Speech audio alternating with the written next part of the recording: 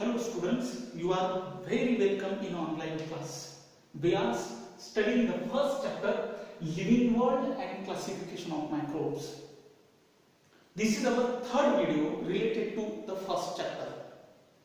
In the first video, we have studied the classification of organisms suggested by different scientists, and finally Whittaker's method is worldwide accepted. हे सुद्धा आपण पाहिलेले आहे पहिल्या व्हिडिओमध्ये. Second व्हिडिओमध्ये जे मायक्रो ऑर्गॅनिझम्स आहेत ते मोनेरा, प्रोटिस्टा आणि फंजाई मध्ये कसे डिव्हाइड होतात याचा आपण अभ्यास केला.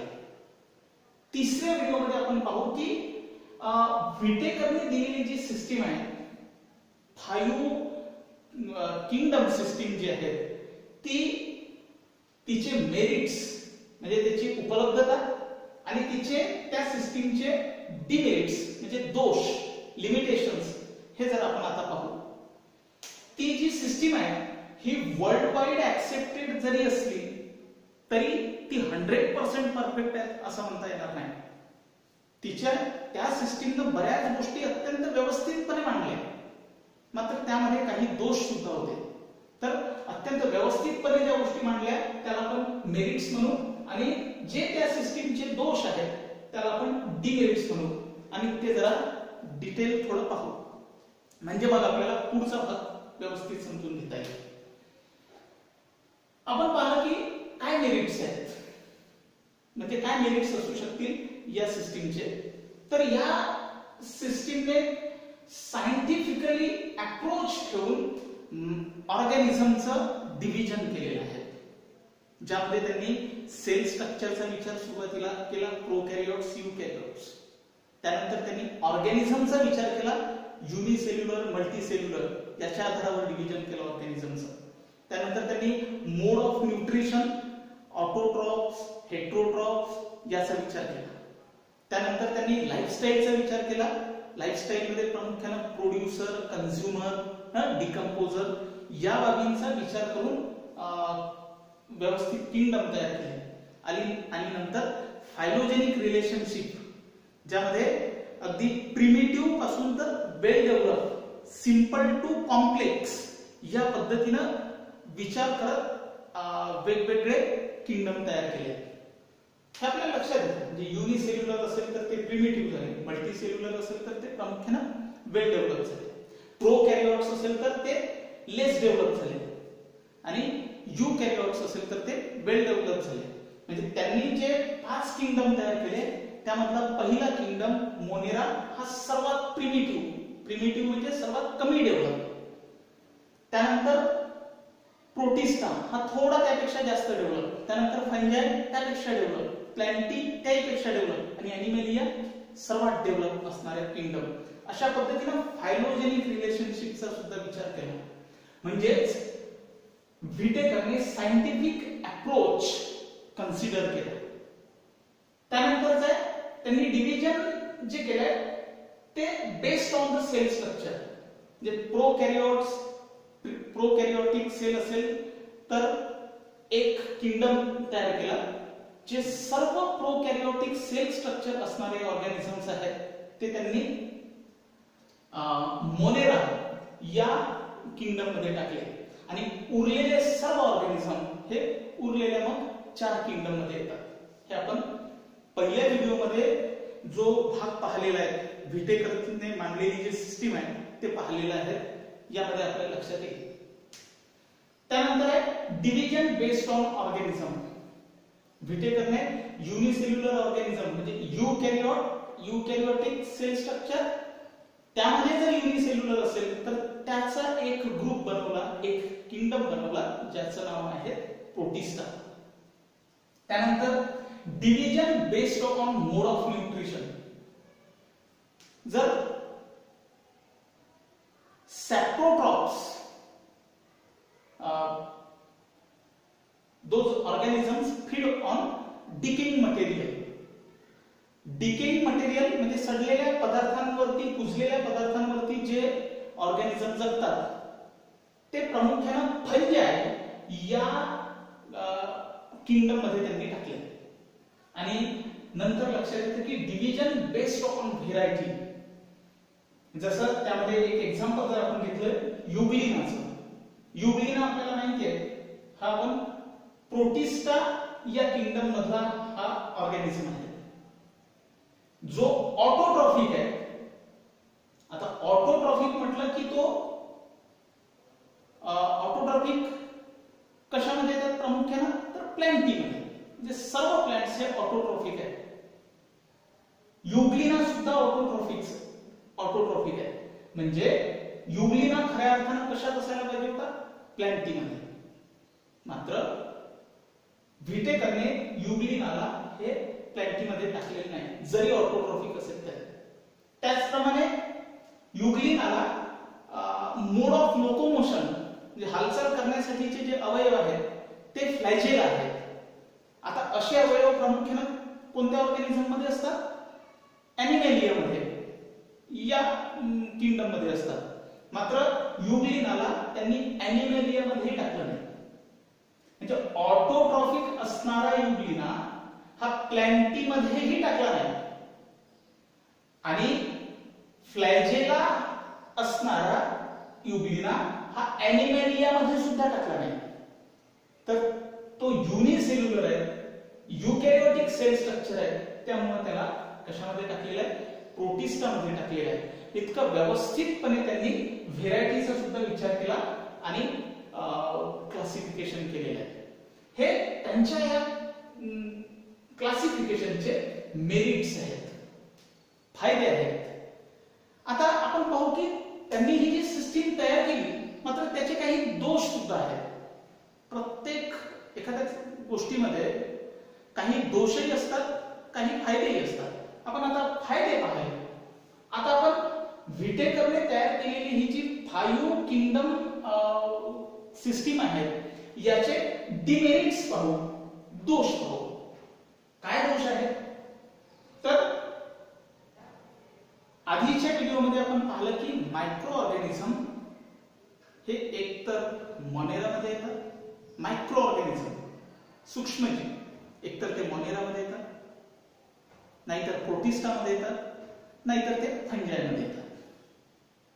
बरोबर आहे मायक्रो ऑर्गॅनिझम. मात्र यामध्ये आपण व्हायरस हा शब्द कुठेही ऐकला नाही.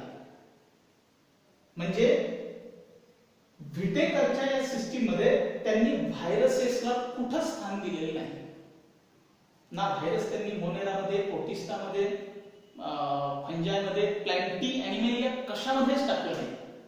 हा त्यांच्या या सिस्टीमचा एक मोठा दोष आहे की व्हायरसेस हे अगदी बॅक्टेरियापेक्षाही स्मॉल असणारे मायक्रो ऑर्गॅनिझम आहेत.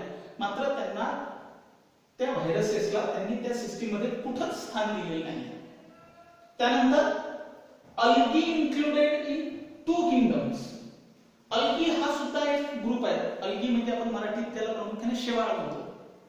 तर हा शेवाळ असणारा शेवाळांचा जो ग्रुप आहे हा त्यांनी 2 किंगडम मध्ये डिवाइड केला. हे शक्य नाही आहे. एकसारख्या प्रॉपर्टीज किंवा एकसारख्या कॅरेक्टरिस्टिक्स असणारे ऑर्गॅनिझम हे एकाच किंगडम मध्ये यायला पाहिजे. मात्र अल्गी हिला त्यांनी 2 किंगडम मध्ये डिवाइड केलं. म्हणजे जर युनिसेल्युलर जर असेल तर त्यांनी प्रोटिस्टा मध्ये टाकलं. युनिसेल्युलर अल्गी असेल तर त्यांनी प्रोटिस्टा मध्ये टाकलं. आणि मल्टीसेल्युलर जर असेल तर मल्टीसेल्युलर अल्गीला त्यांनी प्लॅन्टी या किंगडम मध्ये टाकलं. वास्तविक जर पाहिलं तर युनिसेल्युलर आणि मल्टीसेल्युलर अल्गी जे आहेत त्यांचे कॅरेक्टरिस्टिक्स हे जवळपास सिमिलर आहेत. त्यांना एकाच कुठल्या तरी ग्रुपमध्ये किंगडम मध्ये टाकायला पाहिजे होतं. मात्र अल्गीचं डिव्हिजन ते व्यवस्थितपणे करू शकले नाही. हा त्यांचा दुसरा ड्रॉबॅक्स आहे. त्यानंतर organisms with primitive characters are not included in proper kingdom. लक्षात घ्या की जसा फंजाय, प्लॅन्टी, ॲनिमॅलिया हे जे 3 किंगडम आहेत या 3 किंगडम मधले जे प्रिमिटिव्ह कॅरेक्टर असणारे ऑर्गॅनिझम आहेत, म्हणजे लेस डेव्हलप असणारे ऑर्गॅनिझम आहेत, त्यांनी या 3ही ग्रुप मध्ये टाकलेले नाहीये. म्हणजे ज्यांचं स्थान फंजाय मध्ये, प्लॅन्टी मध्ये आणि ॲनिमेलिया मध्ये असायला पाहिजे होतं, त्यांनी प्रोटिस्टा आणि मोनेरा मध्ये टाकलं. For example amoeba. Amoeba is the protozoan आणि असं म्हटलं जातं की this is the unicellular animal. अमीबाला असं म्हटलं जातं की हा युनिसेल्युलर ॲनिमल आहे.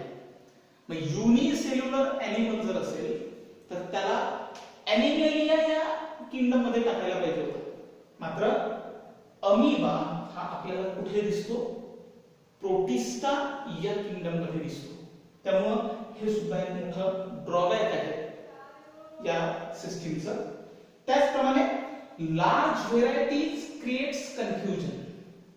आपल्याला माहिती आहे की मायक्रो ऑर्गॅनिझम असो की इतर ऑर्गॅनिझम असो, म्हणजे मॅक्रो ऑर्गॅनिझम असो, मोठे ऑर्गॅनिझम असो, या ऑर्गॅनिझम मध्ये प्रचंड व्हेरायटी आहेत आणि व्हेरायटी असल्यामुळं नेमकं कुठल्या ऑर्गॅनिझमला कुठं टाकायचं हे याच्यामध्ये बरंच कन्फ्युजन आपल्याला झालेलं दिसतं.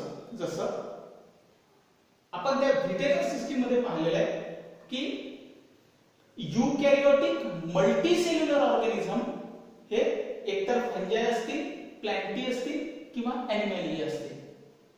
मात्र फंजाय मध्ये ईस्ट बेकर सिस्टम आपण आधीच्या व्हिडिओमध्ये पाहिलेला आहे.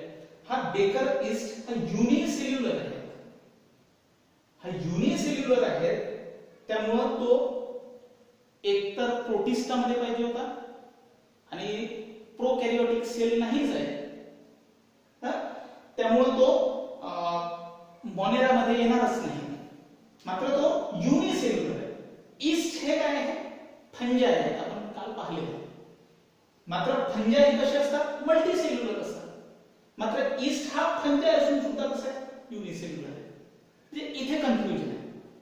त्याचप्रमाणे काही मायक्रो ऑर्गॅनिझम जे ऑटोट्रॉफिक आहेत, तर प्रामुख्याने ऑटोट्रॉफिक ऑर्गॅनिझम हे कशामध्ये येतात?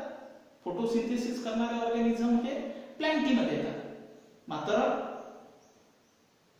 प्रोटिस्टा आणि मोनेरा या किंगडम मधले सुद्धा काही मायक्रो ऑर्गॅनिझम हे कशा आहेत? ऑटोट्रॉफिक आहेत. मात्र ते प्लॅन्टी मध्ये नाहीये, ते या प्रोटिस्टा मोनेरा या किंगडम मध्ये आहेत. म्हणजे अशा पद्धतीचं कन्फ्युजन प्रामुख्याने आहे. त्यामुळं हे सुद्धा एक मोठं ड्रॉबॅक आहे. हे सुद्धा डिमेरिट्स आहेत या सिस्टीमचं. आणि म्हणून मेरिट्स आणि काही डिमेरिट्स असल्यामुळं मायक्रो ऑर्गॅनिझमचं क्लासिफिकेशन हे पुन्हा वेगळ्या पद्धतीने करण्याची गरज निर्माण झाली. काल जे आपण पाहिलं त्यामध्ये मायक्रो ऑर्गॅनिझम 3च किंगडम मध्ये होते, मोनेरा, प्रोटिस्टा आणि फंजाय मध्ये. मात्र काही ड्रॉबॅक असल्यामुळं, डिमेरिट्स असल्यामुळं आता आपण नव्यानं मायक्रो ऑर्गॅनिझमचं क्लासिफिकेशन करू आणि त्यांचं डिव्हिजन हे 5 गटामध्ये करू. फक्त micro organism: bacteria, protozoa, fungi. फंजायला तुम्ही फंगाय असेही वाचू शकता, फंगी असंही वाचू शकता. चौथा अल्गी आणि व्हायरसेस. म्हणजे मायक्रो ऑर्गॅनिझम हे या 5 गटामध्ये आपल्याला विभागता येईल. बॅक्टेरिया हे प्रामुख्याने मोनेरा या किंगडम मध्ये येतात. प्रोटोझोन्स हे प्रामुख्याने प्रोटिस्टा या किंगडम मध्ये येतात. फंगी यामध्ये काही प्रश्नच नाहीये. अल्गी हे प्रोटिस्टा किंवा प्लॅन्टी या किंगडम मध्ये येतात. व्हायरसेसला मात्र असा कुठलाही किंगडम सजेस्ट केलेला नाहीये. मात्र आपल्याला मायक्रो ऑर्गॅनिझमच्या अभ्यासामध्ये व्हायरसेसचा सुद्धा अभ्यास करावा लागणार आहे.